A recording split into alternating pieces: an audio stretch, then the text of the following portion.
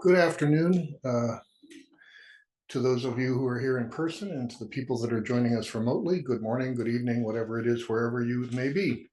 I'm Roland Green, Director of the Stanford Humanities Center, and as always, it's a pleasure to welcome you here today for one of our major events, in this case, the Harry Camp Memorial Lecture. In addition to those of you who are here in person, we're joined by many more people in our online audience, including a number of former fellows at the center. Welcome back. The Camp Memorial Fund was established in 1956 by the friends and associates of Harry Camp, a businessman and philanthropist in San Francisco. Maybe he was a philosopher as well. He was described as a gentle and wise humanitarian. The lecture is generally presented every other year. Before we begin, I'd like to mention to the remote audience that we have real-time captioning available. You may click on the closed caption icon at the bottom of the screen where the letters CC appear to start or stop viewing the captioning. The up arrow next to the CC icon permits you to show subtitles, view the full transcript, and adjust captions as needed. You are visiting the Humanities Center near the end of our fellowship year, which prompts many of us, especially the fellows, to reflect on the nature of a place that sponsors so much intellectual energy over the course of the past 9 months. Some of you know we house about 50 fellows every year. We host at least 150 meetings among our 15 interdisciplinary research workshops, and we curate 12 or 13 major events like this one. Now, all of these activities are held together by the quality of the conversation they produce. Conversation that enlarges and transforms the ideas it encounters. And our activities are not bounded by the walls of this space, but extend into our second home, our online platform at shc.stanford.edu. When this event concludes, you may wish to go there to discover Arcade, our digital salon featuring high-quality intellectual work in open access format. Nearly everything we do in the physical space has a second presence and often multiple reverberations in the virtual space. The two spaces together make the new Stanford Humanities Center of 2024 and going forward, where we hope the conversation never ends. Before I introduce today's speaker, Davide Tarizzo, I remind you that there will be an opportunity for questions after the talk, and I hope that those of you who are here with us in person will join us outside on a beautiful day for reception. And for the members of the virtual audience who would like to submit a question, please use the Q&A feature on Zoom, and we will do our best to get to it following the lecture. Also, please note that today's event is being recorded. Well, I'm personally delighted to welcome Davide Tarizzo from the University of Salerno, where he is professor of moral philosophy. Professor Tarizzo is the author of 6 or so monographs, including studies of Jacques Lacan and French theory after structuralism, and most recently in English, Life, a Modern Invention, published in 2017 by the University of Minnesota Press, and Political Grammars, The Unconscious Foundations of Modern Democracy, published in 2021 by Stanford University Press. To dwell for a moment on the latest book, Political Grammars is intellectually part of a long tradition, but topically a book of our present moment. Professor Tarizzo's argument starts from Lacan's theory of subjectivity as process, but his topic is democracy, and his intellectual style is very much his own.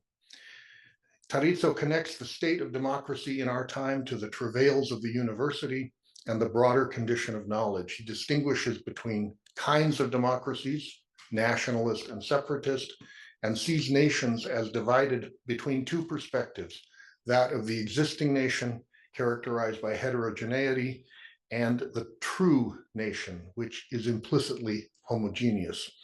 The two perspectives are joined by, he says, by metaphor, in the sense articulated by Kenneth Burke. Both necessary and incoherent, the national metaphor goes misunderstood by nationalists themselves who, and I'm quoting, get lost and grope in the dark. The nation appears as a riddle that excites and at the same time bewilders everybody, unquote. Speaking to our moment, Professor Tarizzo defines fascism not as the antithesis of democracy, but a particular formation native to democracy, one that presents itself as the most refined form of democracy and as a way to overcome all democratic crises and dysfunctionings of the past. Political Grammars is a book of applied critical theory, partly psychoanalytic after Lacan, partly rhetorical after Burke. The argument, the author may disagree, but this is my interpretation. The argument is finally philological. It reads the politics of the past century, and especially of the present moment, in terms of values such as subjectivity and identity, as well as figures such as metaphor and metonymy, and reveals a crisis of representation at the core of what might elsewhere be seen as a struggle over economic, racial, or political ends. This is a philology directed to politics rather than poetry, conditioned by the singular outlook of the critic who puts Lacan and Burke into conversation, as well as in secondary roles, Kant, Marx, Freud, Wittgenstein, Jacobson, and Derrida, among others. Professor Tarizzo is currently working on a new book entitled The Morals of Life: Biology, Biopolitics, Bioethics. While he has spoken extensively in Europe, Latin America, and elsewhere, this is his first visit to California and, of course, to Stanford. Let's give him a big Stanford welcome.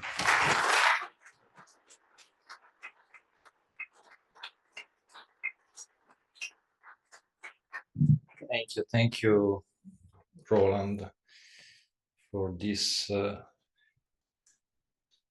extraordinary introduction. Now I understand myself better than I did in the past. Really. And thank you also for inviting me. I'm deeply honored to be here and deliver this annual lecture. And as Roland said before, this is my first time to California and discovered this beautiful land.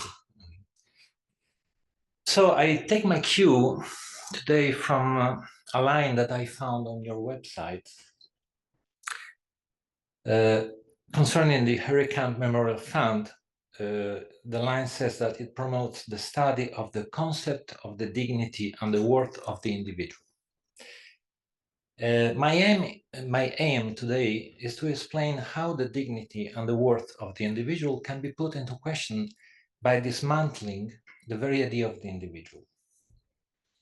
Over the last decades, a new type of biopolitical management of society has contributed heavily to this ontological dismantling of the individual that is now undermining one of the core assumptions of modern democracy, the assumption that every human being is a person endowed with freedom and moral autonomy.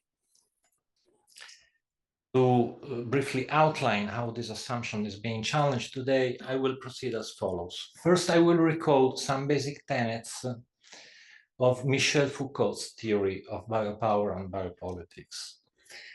And next, I will show why Foucault's theory applies well to the past, but not equally well to the present time, focusing on 5 notions: behavior, optimization, modularity, adaptiveness, and population, which are essential to understanding the new technologies of government and the science behind them. And by science, I mean behavioral psychology, management science, and evolutionary biology. Before that, however, a couple of clarifications.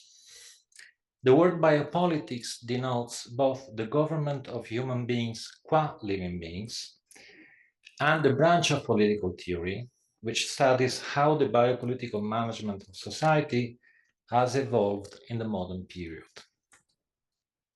Although Michel Foucault, was not the first to use the word biopolitics, his name is usually associated with it, not least because his contributions continue to be a source of inspiration for most students of biopolitics.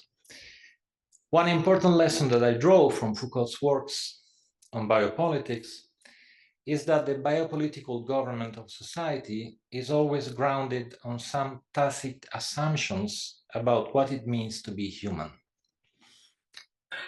Therefore, even though Foucault did not coin the concept of biopolitical anthropology, he can be considered the first biopolitical anthropologist. One more clarification about the concept of biopolitical anthropology. Biopolitical anthropology, as I understand it, like social and cultural anthropology, has nothing to do with biological anthropology. As Marshall Sahlins, well-known American anthropologist, nicely put it in his anthropological critique of sociobiology, quote, "Within the void left by biology lies the whole of anthropology," end of quote. This means that biology, sociobiology, and biological anthropology do not set the agenda for research in the field of biopolitical anthropology. Although the biopolitical government of human beings, qua living beings, relies on some underlying knowledge about living beings in general, and therefore draws on biology and the life sciences, biopolitical anthropology regards the science behind the biopolitical technologies of government as a topic of ethnographic inquiry, rather than a set of truths to be taken at face value. So I begin with Foucault. As already said, Foucault can be considered the father of biopolitical anthropology. His inquiries into biopolitical governmentality, that is the art of government in the age of biopolitics, revolve around two notions: normalization and individualization. To understand what normalization means for Foucault, let us start with a mathematical definition. In statistics, the normal, in capital letters, is the average value of a continuous probability distribution. Here, the keyword is average. A commonly used representation of the normal is the bell curve, or also known as the Gaussian curve. From Adolphe Quetelet to Karl Persson, who was among the first to define the Gaussian curve as the normal curve, the modern science of normality focuses on the average man, viewed as the benchmark against which the features of all human beings must be measured and evaluated. This is, shortly said, what Foucault has in mind when he talks about normalization. Normalizing society, as he put it, is a society based on the idea promoted by the 19th century science that social norms reflect natural norms or average patterns of normality to which all individuals must conform. The science of normality contributes to establishing a normalizing society in several ways, according to Foucault. First, this science naturalizes the normality embodied by the average man, turning the latter into the epitome of man as such. Second, the science of normality draws a line between normal individuals and abnormal individuals that are not seen as true human beings, but rather as defective, deviant, or immature individuals. Third, the science of normality explains how to treat, train, and bring under control individuals, or otherwise how to imprison, quarantine, or push them to the margins. Fourth, the science of normality provides society with the conceptual tools and the governmental techniques that serve to discipline the body of the individual and to regulate the life of populations. Overall result is a growing homogeneity of society composed of increasingly disciplined individuals. Within a normalizing society, social norms are imposed on people after being identified with natural norms that characterize human life as such. And for Foucault, sexuality is a case in point. Specific patterns of sexual conduct, Foucault explains, were identified with natural patterns of sexual behavior by 19th and early 20th century science, including psychoanalysis. As a result, such patterns were promoted to the rank of social norms that Mother Nature in person prescribes. As Gilles Deleuze, the philosopher, friend of Foucault, points out, within a normalizing and disciplinary society, two distinct yet closely intertwined processes took place: massification on one side and individualization on the other. As Deleuze put it, quote, "The disciplinary societies have two poles: the signature that designates the individual and the number or the administrative numeration that indicates his or her position within a mass." End of quote. For Foucault, the mutual implication of massification and individualization is of paramount importance, because it explains why a normalizing society condemns everyone to subjection. The reason is that massification and individualization are two faces of the same coin, that is, normalization. On the one hand, normalization entails that everybody becomes like everybody else, since everybody must conform to the same norms, and this is the pole of massification. On the other hand, by complying with such norms, everybody also becomes an individual proper, marked by a personal identity, and this is the pole of individualization. When normalization fails, on the contrary, the individual is unrecognizable, and the need arises for a supplement of knowledge that may allow specialists to understand the abnormal in terms of a failed or a false individuality. The difference between normal and abnormal individuals, or true and false individuals, is crucial according to Foucault. For him, to normalize basically means to individualize. Hence the conclusion that biopolitics is a form of power geared toward the government of individualization. As Foucault writes, quote, "This form of power that applies itself to immediate everyday life categorizes the individual, marks him by his own individuality, attaches him to his own identity, imposes a law truth on him that he must recognize and others have to recognize in him. It is a form of power that makes individuals subjects." End of quote. Thus, according to Foucault, biopower imposes an oppressive law of truth on every human being. The truth conveyed by biopower is that human beings can be considered true individuals only if they comply with the protocols of normalization imposed by society. Those who will not comply will be pushed to the margins. But, Foucault argues, we should not surrender to biopower. And in the end, there is only one way to escape the cage of biopower.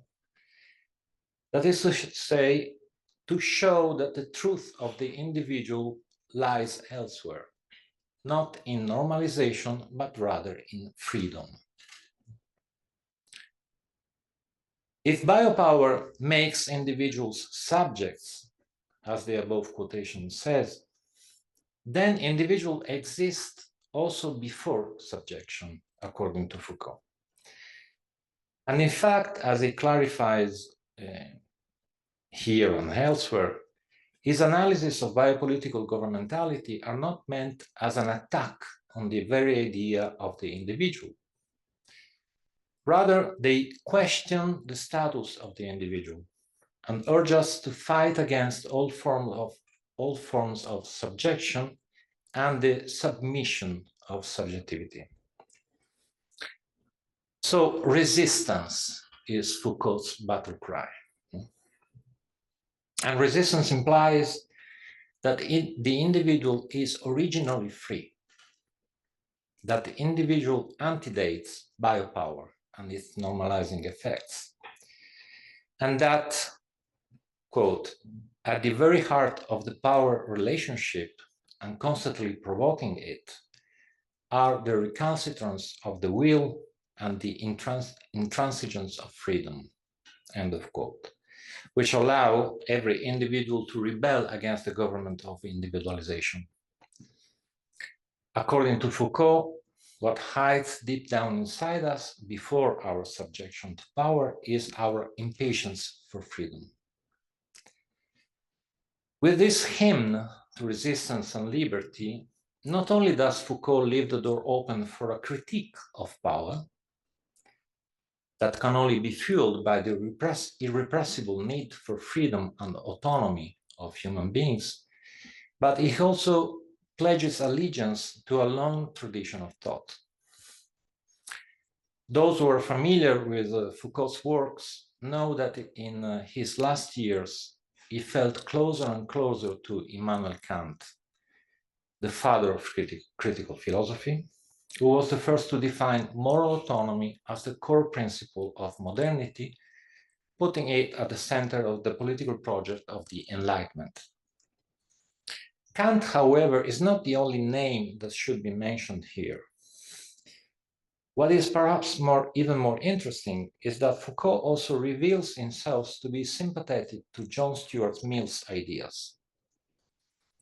Among the thinkers of the Western tradition, Mill is in fact the one who most emphasized the individualistic connotation of modern liberty, warning his contemporaries about the perils of normalization and the tyranny of the average man.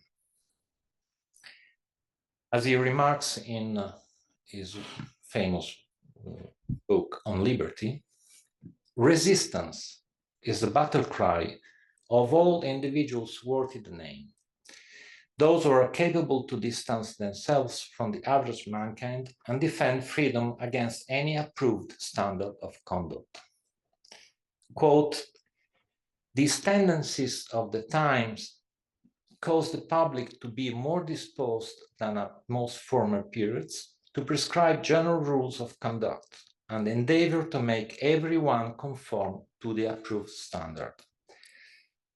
If resistance waits till life is reduced nearly to one uniform type, all derivations from that type will come to be considered immoral, even monstrous, and contrary to nature. End of quote. This is Mill's view. Undeniably, despite the huge cultural distance that separates Mill and Foucault, both profess the same faith in freedom.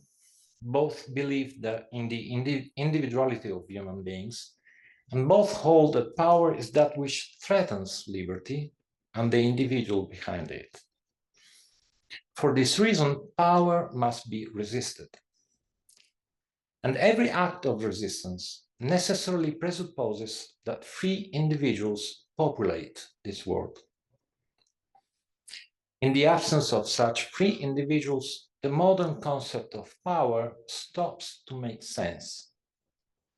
Because power in the modern world, as both Mill and Foucault and many others argue, is that which imposes restraints on our free will.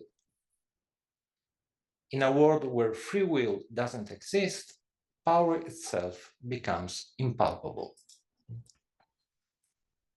For Kant, Mill, Foucault, and many other modern philosophers, such a world beyond liberty and power was beyond human imagination. It was impossible for them to even think about it. But this does not mean that a world like this is a priori unconceivable. As a matter of fact, to make such a world possible, all we need to do is reduce the individual, the bearer of free will, to a totally imaginary entity. This reduction, complicated but by no means impossible, is being carried out in multiple ways by the biopolitical governmentality of our time. As a result of this sophisticated operation, which is of a theoretical and practical nature, it appears that the society described by Foucault, a normalizing society, is not what we are today, but rather, as Deleuze put it, what we have ceased to be. Behavior optimization, adaptiveness, modularity, and population are the concepts that pave the way to a world beyond liberty and power. A world that the psychologist B.F. Skinner had already glimpsed and described as a world beyond freedom and dignity, more than 50 years ago. I mention Skinner here because his work deserves special attention. Skinner, in fact, is not only one of the most influential, perhaps the most influential psychologist of the 20th century. He is also a social scientist that made a substantial contribution to the rise of the new biopolitical governmentality, within the framework of which power becomes undetectable and gives way to seemingly innocuous forms of social control. Skinner's main innovation in the field of psychology consists of radicalizing the behavioral approach to the human mind. Shortly said, he contends that psychology does not study the mind, properly speaking, but rather human behavior, because no ghost, no soul, no mind, no res cogitans hides behind human behavior. What we term the mind is nothing but an aggregate of behaviors that have been selected over time.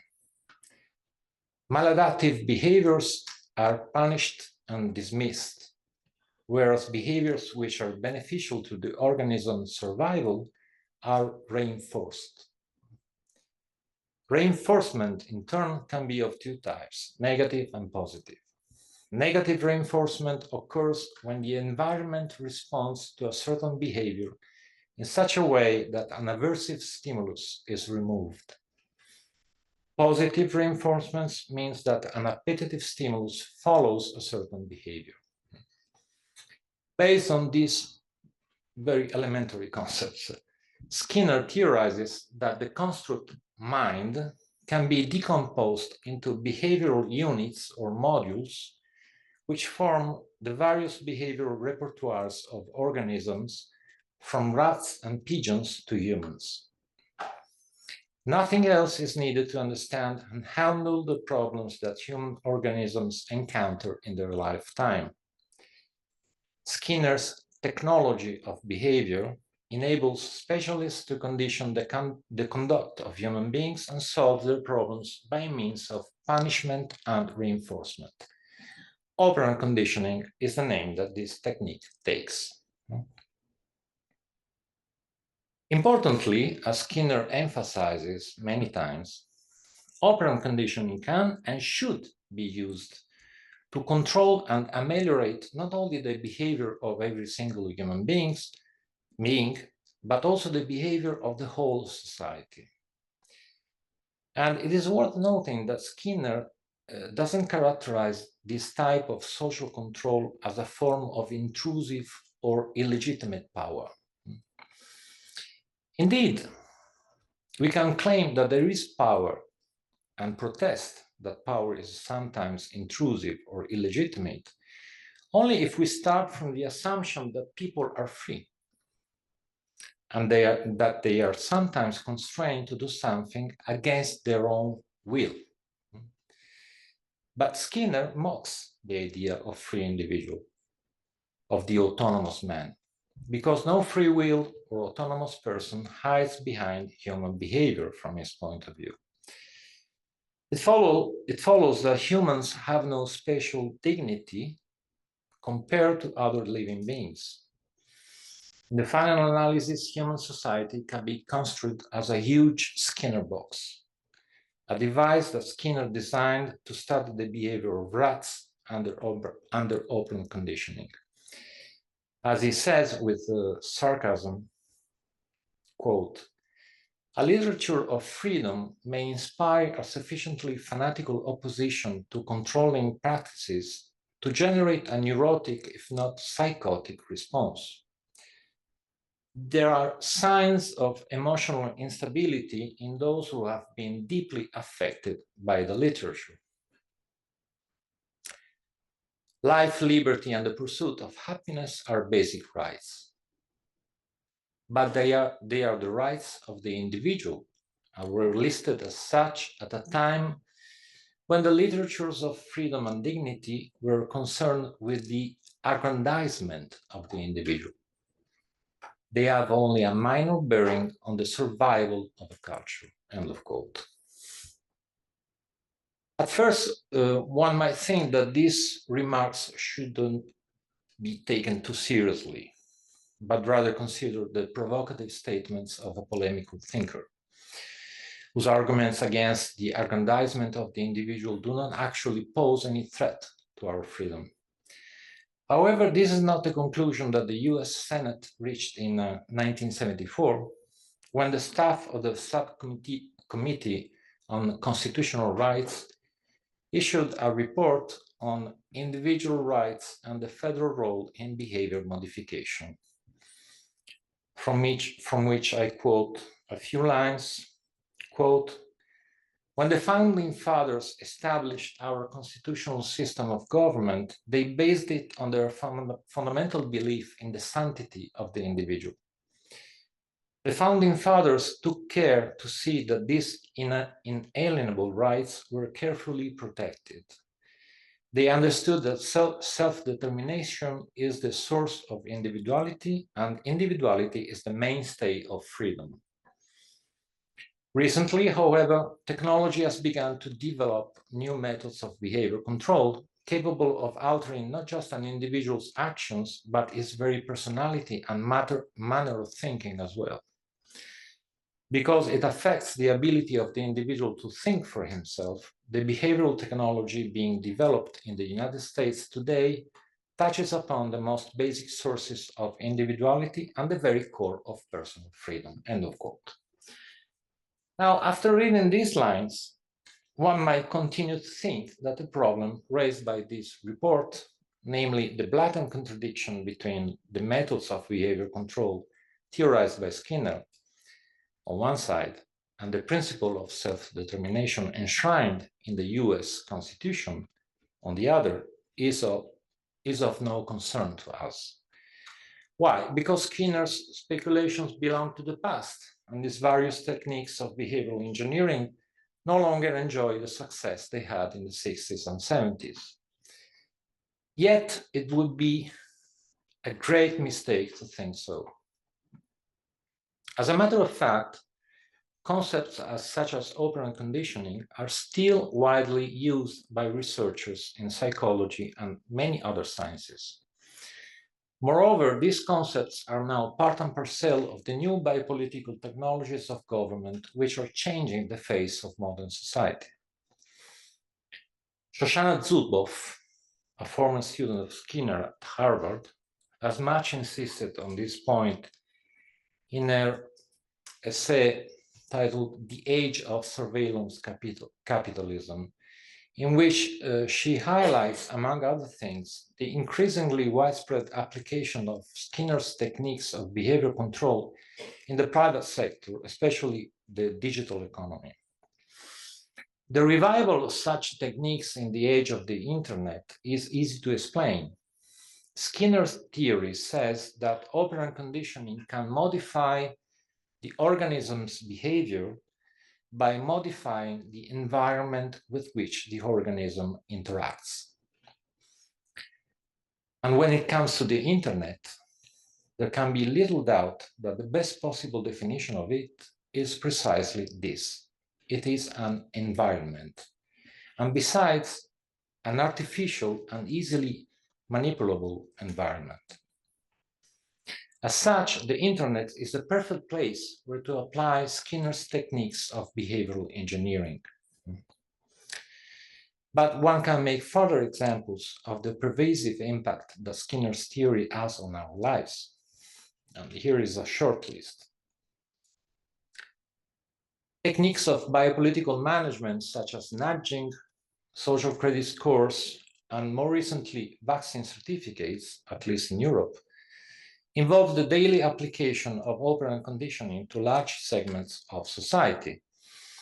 An operation usually orchestrated today by one of the many behavioral insights units that are spreading all over the world and are asked to assist governments in improving the people's compliance with public policies.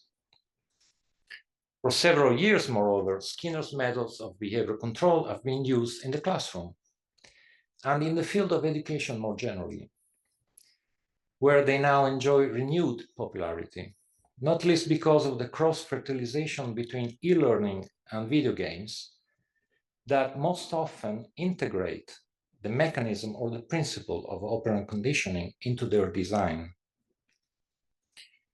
As if that were not enough, Skinner's technology of behavior has been regularly employed in the US military since the 60s for the purpose of training cadets and teaching them to overcome fear, combat pressure, and kill other people in cold blood. And the list goes on. And of course, I need not remind you how important punishment and reinforcement are today in every treatment of mental disorders based on the principle of behavioral and cognitive behavioral therapy. What matters most, however, from my point of view, is the a priori assumption behind these and other instances of behavioral engineering. The assumption well clarified in Skinner's words. Behaviors have a life of their own, irrespective of the individuals that are supposed to hide behind them. Put another way, individuals are not the ultimate cause, but rather the combinatorial result of their own behavior. The individual endowed with free will and moral autonomy, the autonomous man in Skinner's own words, is just a chimera. As Albert Bandura, who was based here in Stanford, restated from a slightly different perspective not long ago, quote, "People do not operate as autonomous moral agents. Autonomous agency is an illusion," end of quote. The target of this polemical remark is none other than Kant, the philosopher. And the problem from the point of view of biopolitical anthropology, from my point of view, is not who is right and who is wrong. The problem is not even whether Bandura had a proper understanding of Kant's philosophical arguments on freedom and morality. The problem that arises at this point is the unavoidable clash between contemporary biopolitical science and Western political culture that rests on the belief that self-determination is the source of individuality and individuality is the mainstay of freedom. Peter Drucker, a major figure in 20th century management theory, expressed concern about the behavioristic approach to human beings and society as early as 1957. In his essay, Landmarks of Tomorrow, he raised the alarm.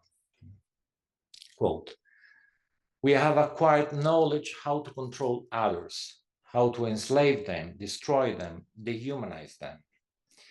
And we are fast approaching the point where this will become absolute knowledge, capable of the total destruction of man as a moral being, as a responsible will, as a person. A behavioral science that does not aim at making man capable of self-control betrays man.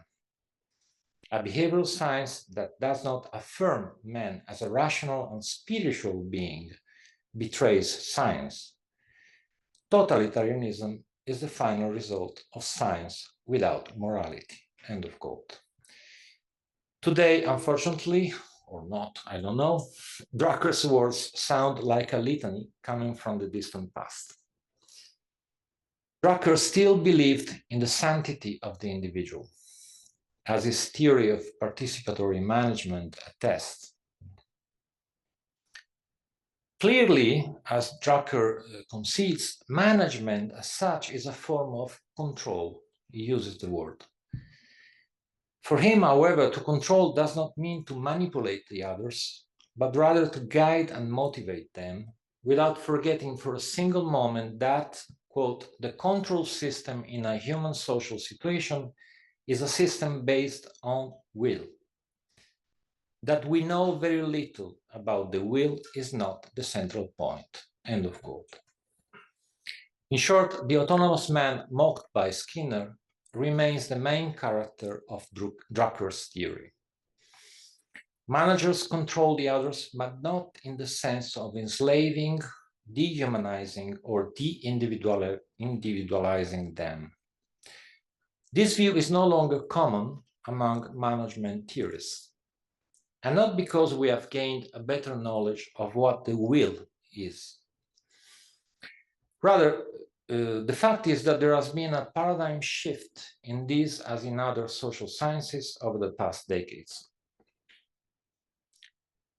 In management theory, a growing attention is now paid to optimization techniques in decision-making.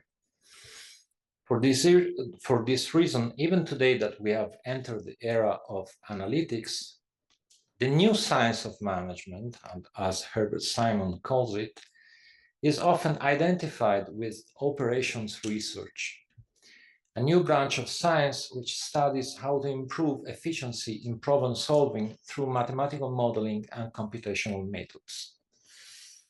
As a result of this overall change of perspective, the focus has shifted from human social relations to different classes of operations carried out within specified context. Broadly speaking, optimization techniques aim to maximize profit, performance, or yield, and to minimize loss, risk, or cost by means of iterative algorithms that move the desired solutions closer to the optimum. Once optimization starts working, human factors seem no longer relevant. And in fact, behavior and other psychological features of human lives are generally considered unquantifiable factors within the field of operational research. Some operational researchers argue, however, that the human element invariably affects most decision problems. Therefore, it should be taken into consideration in one way or another. And behavioral operations research is the subfield that studies how to do this, particularly when decisions have to be made with little data and traditional methods of optimization do not fit in well with the real world. The basic assumption behind this approach is, once again, that the human element in decision-making can be broken into discrete, separate cognitive and behavioral modules with a view to making human conduct relatively predictable and manipulable.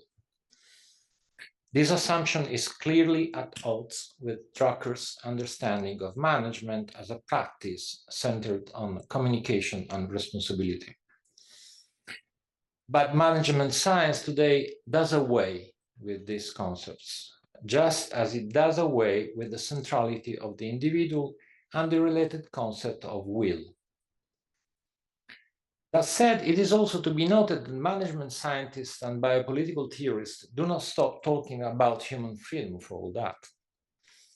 The point is that the word freedom takes on a new meaning in this context. When social scientists use it today, they do not have in mind the freedom of the will, but rather the freedom of action. For them, simply put, the word freedom refers to the behavioral capacitation of the human agent, a behavioral empowerment that can be obtained through optimization techniques. As Bandura again may explain, freedom is no longer a philosophical mystery when it is understood this way. Quote, there is no absolute freedom. The development of agentic capabilities adds concrete substance to abstract discourses about freedom and determinism. People who develop their competencies and self-regulatory skills and enabling self-beliefs create and pursue a wider array of options that expand their freedom of action. End of quote. As everyone knows, the thesis that free will, as distinct from behavioral capacitation, is an illusion is no big news in the history of Western thought. Many, if not most, philosophers of the past dismissed the possibility of free will. But when it comes to moral psychology, Bandura, operations research, and management science, this denial acquires a new dimension. It is not just a theoretical claim with purely speculative consequences. It also turns into a biopolitical practice that has an impact on Western society and on Western societies and their political and cultural foundations, which speak to the contrary. Now, I want to make clear that in saying this, I do not intend to take sides. I am not saying that the replacement of the concept of free will with the concept of behavioral capacitation should be resisted and rejected. I'm simply drawing attention to a couple of issues that should be of concern to anybody interested in biopolitics today. First, in the light of the above considerations about Foucault's view of biopolitics, it should be clear why I use the phrase paradigm shift when talking about operations research and the evolution of management science. A normalizing society is what we have ceased to be, as Deleuze put it, because we now live in a society where optimization takes center stage and sets the agenda for biopolitical governmentality. According to Foucault, normalization applies to individuals. Optimization, on the other hand, applies to operations. One cannot optimize individuals. It is true that one can optimize operations or behavior with a view to normalizing individuals, as happened in the past, but it is also perfectly possible to engage in optimization without implementing any protocol of normalization in Foucault's sense. In that case, biopolitical management does not aim at imposing any restraint on the individual's free will, viewed as a recalcitrant force that power needs to domesticate. Here, biopolitical management has only one task, that of maximizing profit and minimizing loss in any possible way, by widening the range of behavioral capabilities to the greatest possible extent.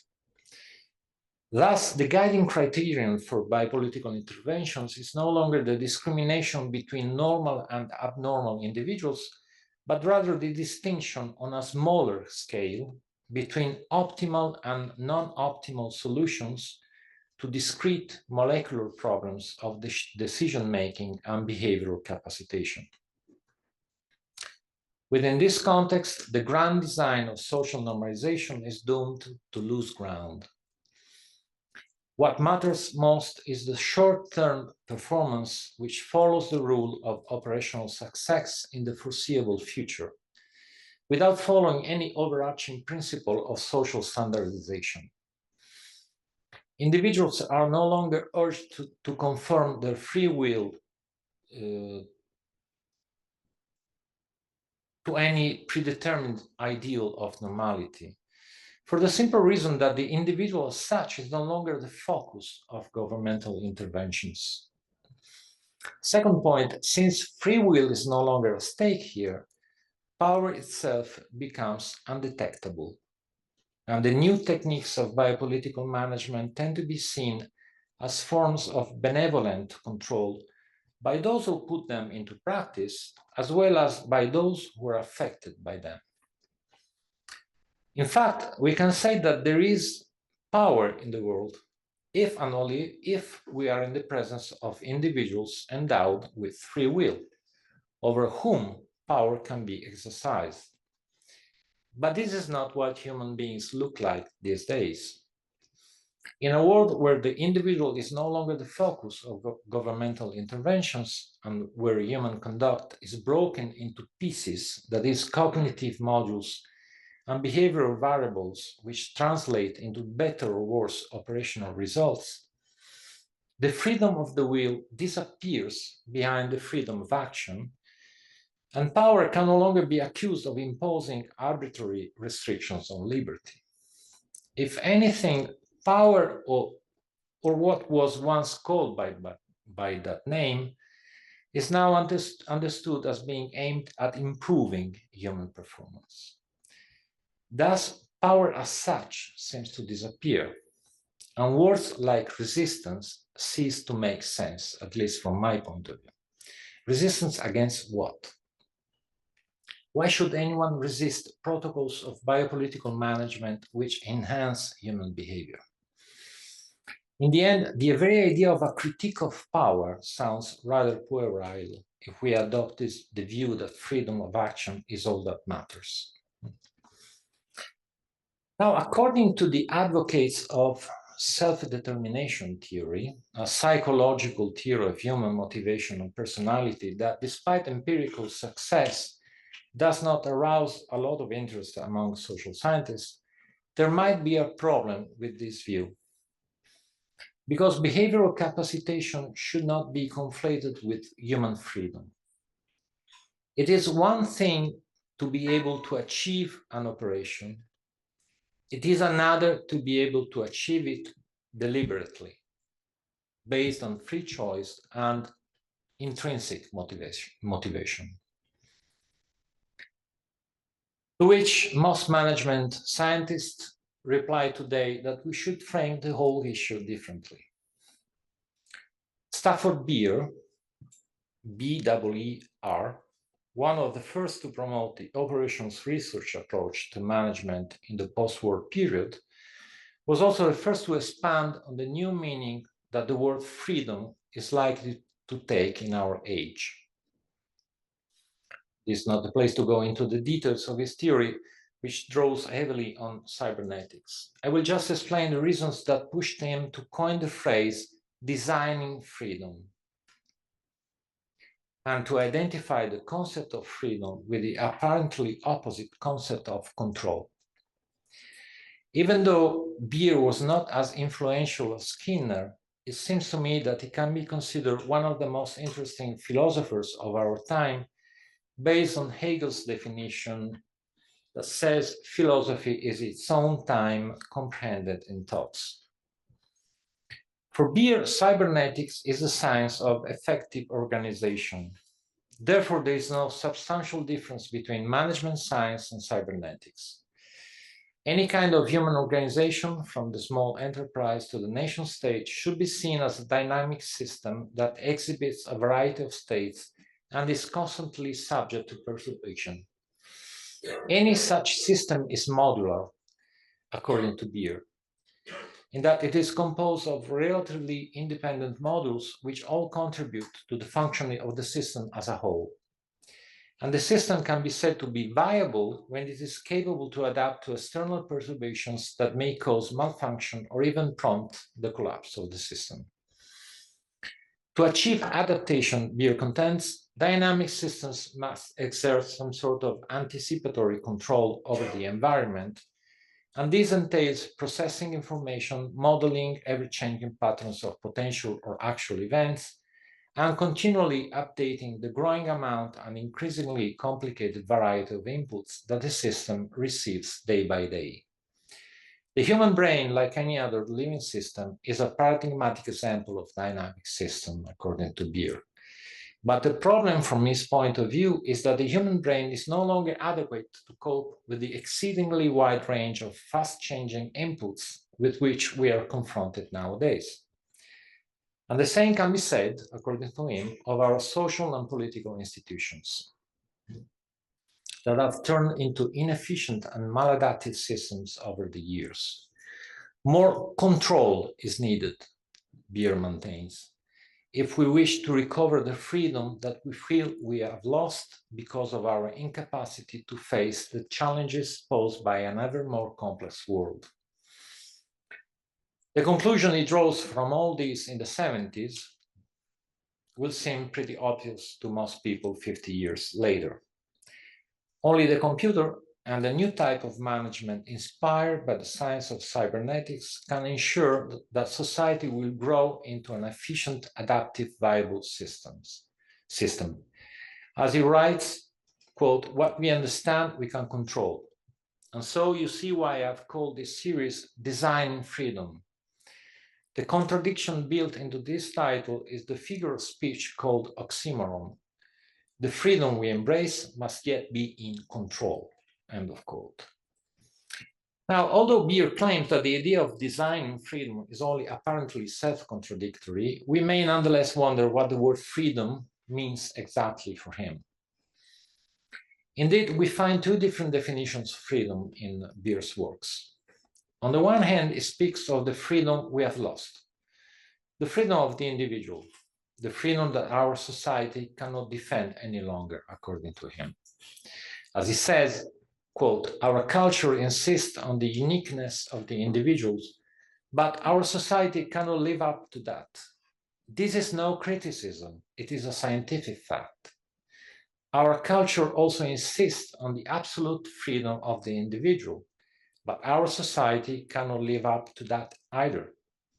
That too is a scientific fact," end of quote.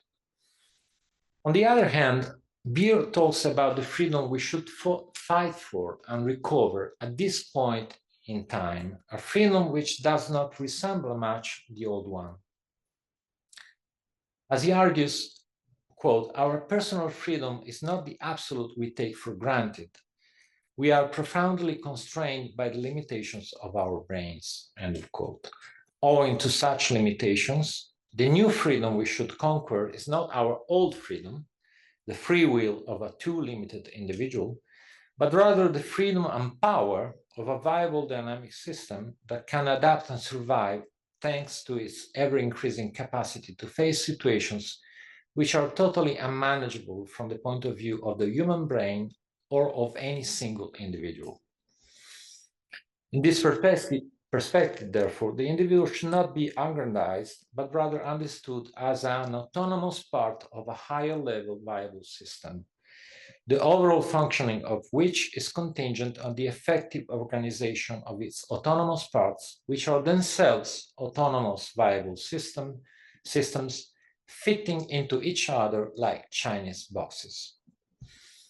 And again, the point is that the relative autonomy of every part or module of the system should not fool anybody into believing that individuals allegedly endowed with free will can have the last word in a society managed according to the principle of effective organization.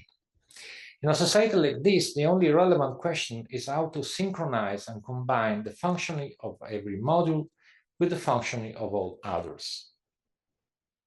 Here, the government of individualization, the cornerstone of a normalizing society, gives way to a new type of biopolitical government, the management of modularization, that opens the door to a new type of society where human beings will be deemed free to the degree that they comply with a plan which does not empower them to make free choices, but which ameliorates the adaptiveness of a higher level viable system. This is how we can regain freedom, Beer avers. But to regain freedom, we must first realize what freedom means. According to him, we are free inasmuch as we adapt and survive. And the true grammatical subject of such an adapting is not so much the individual per se, as the dynamic system of which every individual is a module, which is itself composed of smaller separate modules. As a result of this change in grammar, the ontological autonomy of the moral person dissolves into the ontological modularity of dynamic systems nested within one another. Once the impression that human freedom is threatened, but to save it, according to Beer, all we need is modify its definition and acknowledge that the source of freedom is planning, because it is planning that is conducive to highly adaptive and resilient dynamic system. Can you give me 10 more minutes or not? Yes, okay, thank you. I just want to say a few words about evolutionary biology. Beer's emphasis on control and adaptiveness reveal how close his view is to Skinner's and how distant it is from the principles underlying modern democratic institutions. Having said this, it is worth noting that Skinner's and Beer's theories do not say the same thing. They do not even belong to the same area of study. Therefore, if they are related to each other, this is only because of some family resemblances between them, as Wittgenstein would say. In other words, these theories follow, at least partly, the same grammar. Here and elsewhere, in political grammars, I use the concept of grammar for several reasons. One of them is that de-individualization is first and foremost a grammatical phenomenon. For Beer, the subject of freedom is no longer the individual, but rather the dynamic system. For Skinner, the subject of behavior is no longer the autonomous man, but rather the organism, which is why, in his view, there is no substantial difference between human beings and rats or pigeons. In both cases, the grammar of modern political institutions, based on the principle that society is composed of individuals who possess ontological and moral autonomy, is superseded by a new grammar of science that denies such an autonomy. And biopolitical anthropology, as I understand it, is the subdiscipline of anthropology that today has the task of investigating this new grammar of science, which is consubstantial with the new grammar of power. This grammar is not confined to the science of adaptive behavior and the science of viable systems. As a matter of fact, it shapes knowledge in all branches of sciences that focus on human beings qua living beings. And it is not difficult to see why this is so. The new grammar of science draws, in fact, its epistemic authority from the natural science that studies life itself, biology, more precisely, evolutionary theory. Grammar, to be sure, is not the only reason why evolutionary theory constitutes an important topic for research in biopolitical anthropology. Another obvious reason is that some preliminary knowledge of what the living are and of what it means to be alive is needed to govern human beings qua living beings. And modern evolutionary theory is precisely the branch of the life sciences that provide us with such a knowledge today.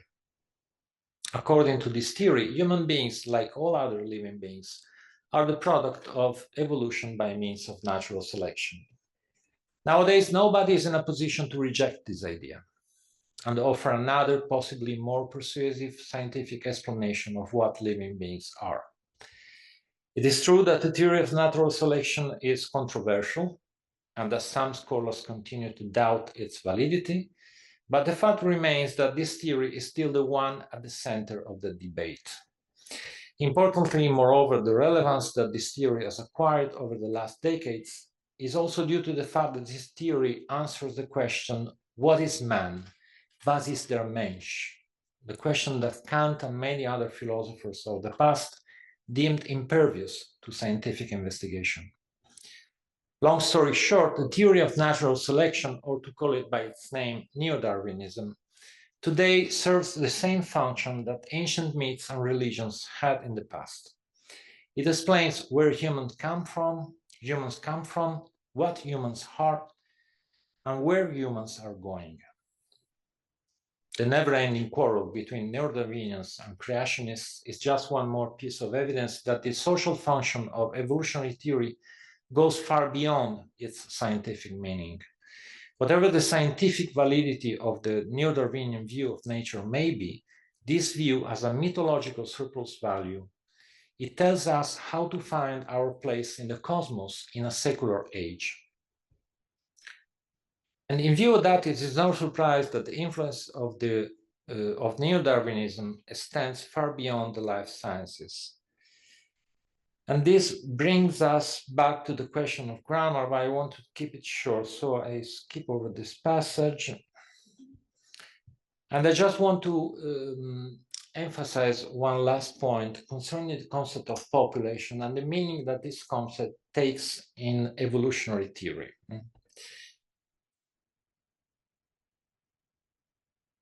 Evolutionary theory should be considered attentively by students of biopolitics, not only for the overall cultural function that this theory fulfills today, but also for the shift of perspective on the living that this theory promotes. According to modern evolutionary theory, in fact, what is truly alive is not the individual organism.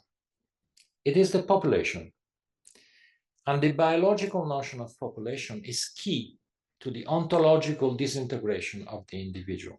It would be too long to explain it in detail, the concept of population within the framework of evolutionary theory, so I confine myself to a very few and short remarks. The first concerns what is thought to be alive.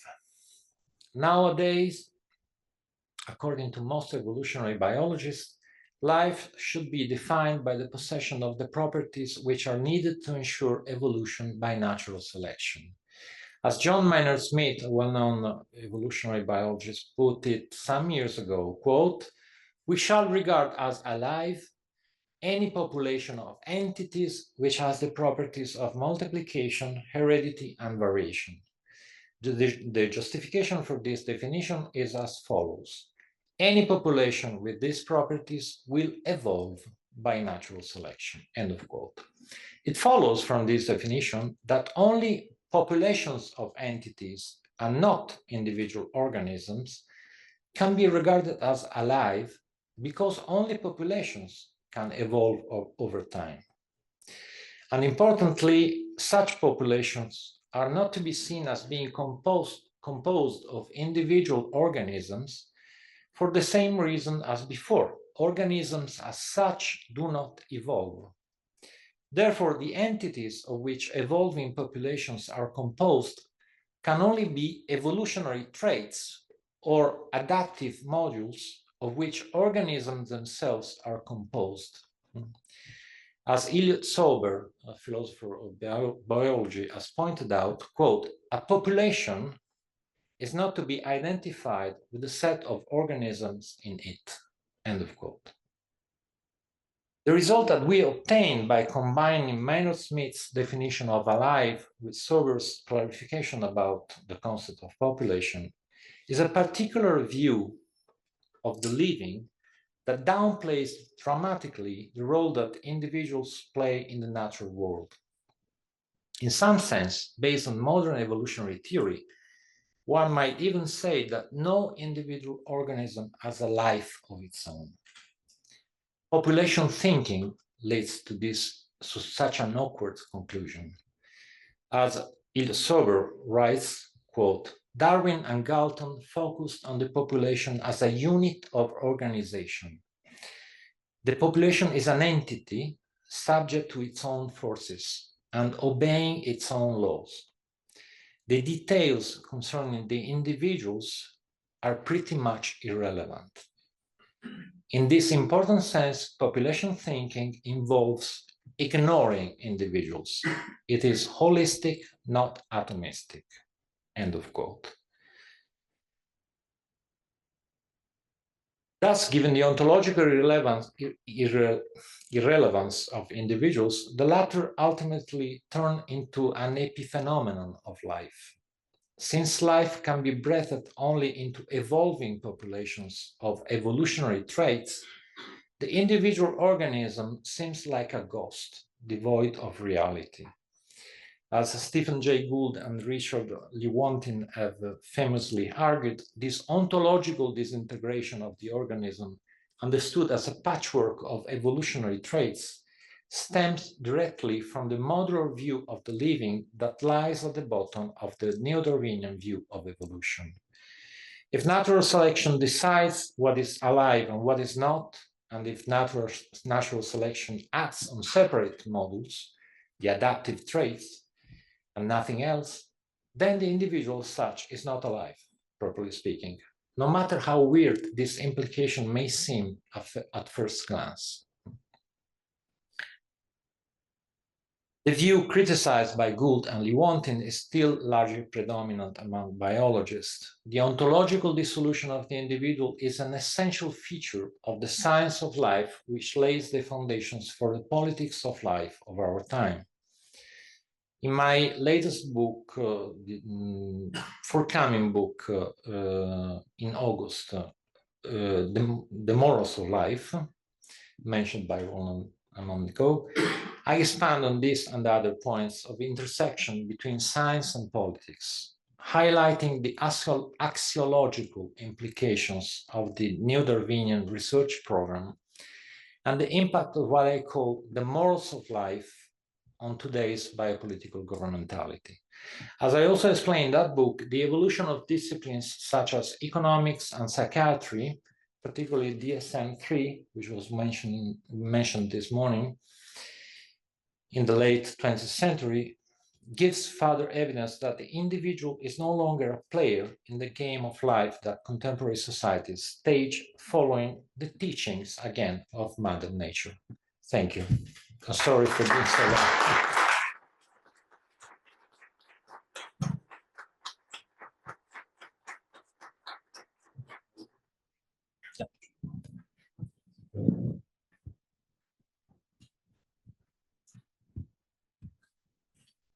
Thank you very much for really stimulating talk. From what I gather, the question of freedom has moved from that of will, or the expression of will, to an engineering problem, a question of engineering, whether it be management science or biopolitics. So it has moved from the question of will, the expression of free will, to that of engineering. So I want to invite you to if you were to take account of two things somewhat related. One is the effect on this engineering model of political disagreements, but modeled around rational behavior, i.e. elections. So the liberals versus the conservatives, and in this country, or even in Europe, there'll be major disagreements, but the disagreements are sort of predicated on an election. And so that in the process of getting to the election, nothing is predictable. That is to say, the engineering model is necessarily put under pressure because of these very stark disagreements about the shape of the political. That's the first. And the second thing is, if you were to take account of emotions and drives into this engineering model, so emotions and drives brought on by distinctions and differences in society, working classes, gender, heteronormative versus non-heteronormative sexualities, and so on. If you took them as bundles of drives, so how would these two elements qualify, or maybe not, your move from free will to engineering? Thank you very much for both questions, which are very difficult. And probably there are many answers to your questions. I start from the end, and regarding emotions, drives, and the like, I have expanded on that book, Political Grammars, mentioned before in the last Okay. Okay. because the same social political landscape can be analyzed from different points of view. So today I chose this biopolitical perspective, but we can also tackle the same or more or less the same issues from a different angle, which is the problems of rights, for instance.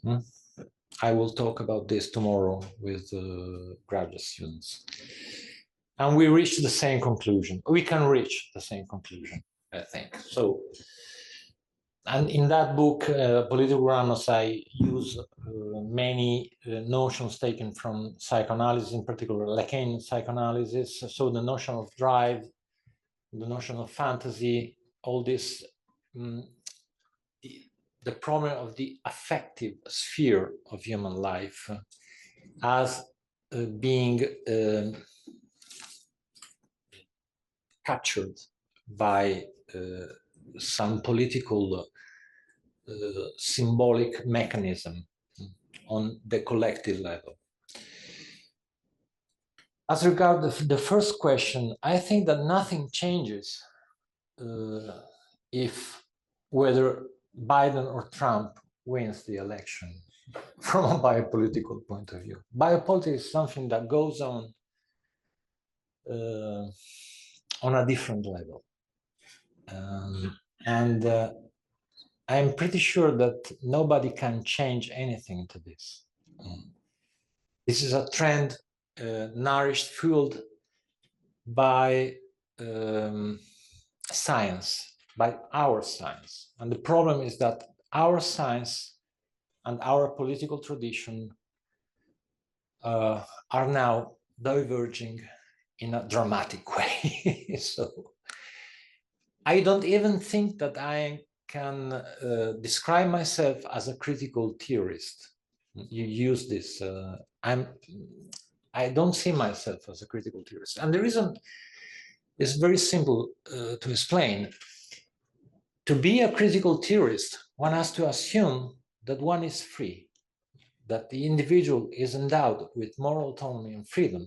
And I'm not sure, and I cannot argue for this thesis.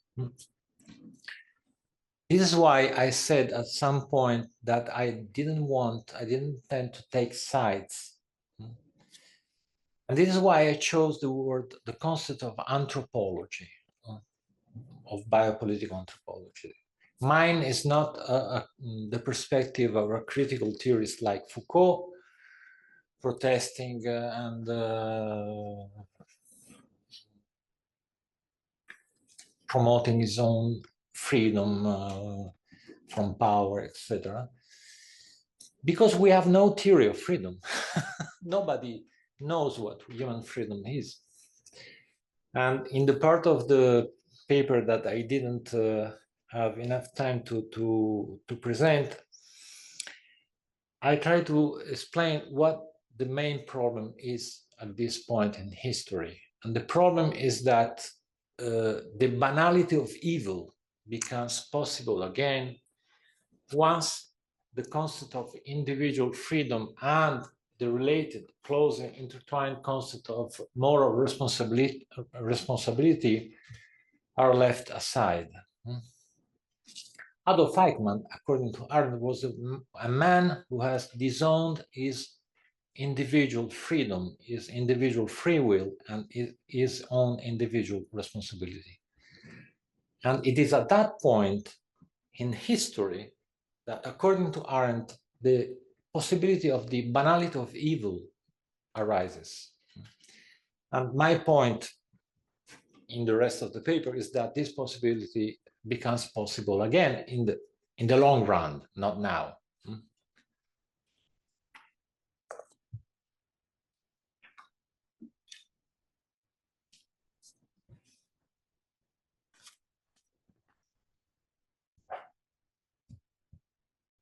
Yes, hi. I have a question. When you're helping us think through how the science of life is going to produce a distinctive politics of life. I'm thinking about how you're suggesting that neo-Darwinian ontology gets us away from the normative, like the Foucauldian space of the normative. But surely when we're thinking about neo-Darwinian ontology, isn't there, beyond the explanatory and the descriptive, isn't there a normative dimension of that, right? Isn't this where we move into the survival of the fittest and the domain of eugenics? So that's one question. And then the other is, I'm wondering if among these philosophers of management science and the thinkers that you're working with, and even for yourself, if there is an interest, as long as we're going to move away from thinking about the freedom of the individual, right? What about multiplying concepts of the group or the system, right? Need the paradigmatic system we have in mind be something like the corporation, right? Why not the coalition? Why not kinship networks? Or even, right, I understand that biopolitics is so interested in population because we want statistical mass and the kind of the enumeration of the species, but why not concentrate on something like species, right? What about the locus of the collective or the group, right? Can we imagine something other than this obsessive return to the population? Can you repeat your first question, because I'm not sure I got the point. Yeah, the first one is about the normativity of kind of the science of life, especially when we're thinking about Darwin. Isn't there a normativity there? Of course. Yes. Yeah, of course. Yeah. And this is the problem with this theory. This is also why this theory is so often criticized. In my forthcoming book, I talks about this overlapping of a nomological register of enunciation, regime of enunciation, nomological, and an axiological one. Axiological means dealing with values, so normative. Of course, survival, adaptiveness, optimization, all these are normative, tacitly normative concepts. Of course, you got the point. The point was exactly that there is an implicit normativity in this evolution of biopolitical governmentality, which is different from the normativity, the old-fashioned normativity of normalization and individualization. So my first point is that we have to take a step beyond Foucault, because people continue to use these concepts. I love Foucault. I mean, I grew up with Foucault, reading Foucault, but now it is time to renew our categories. Otherwise, we run the risk of misunderstanding what is going on nowadays. So first point. The second point, of course, look, this thinker, Stafford Beer, is incredibly interesting, incredibly, for many, many, many reasons. And this concept of viable systems is very elastic. And he uses this concept also when talking about populations or species. He has a view of management science, which means for him cybernetics, as a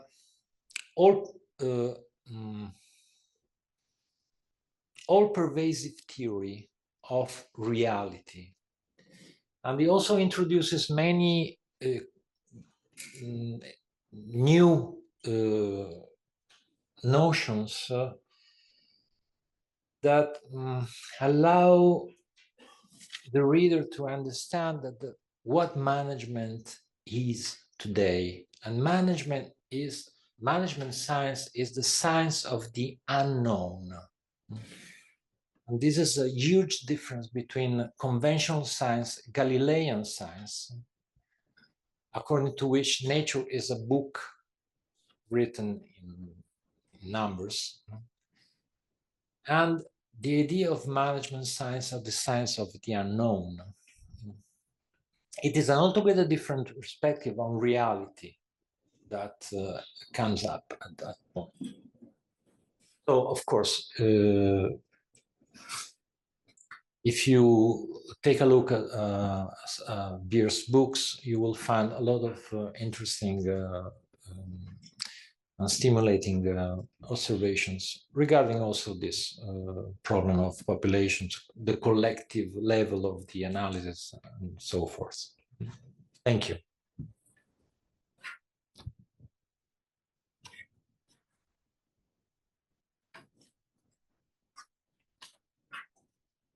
In just a minute, we will go outside and continue the conversation. Of course. Reception. But before we do that, let me finish up with one more question that comes from the remote audience. Yeah. And it's related to beer, so I can paraphrase the question.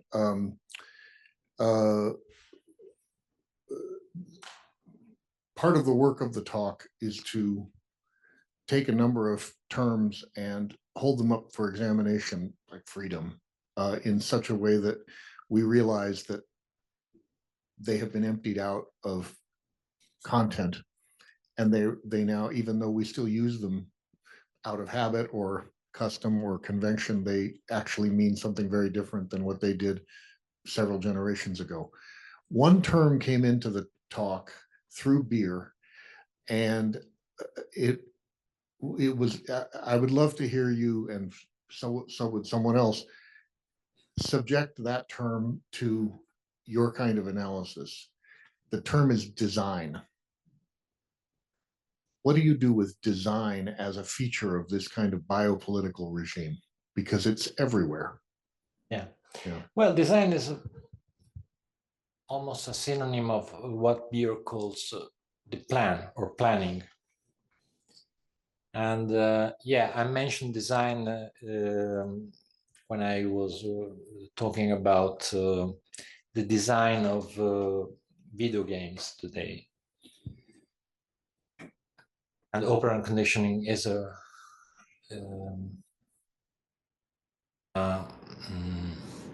ubiquitous principle of gaming design.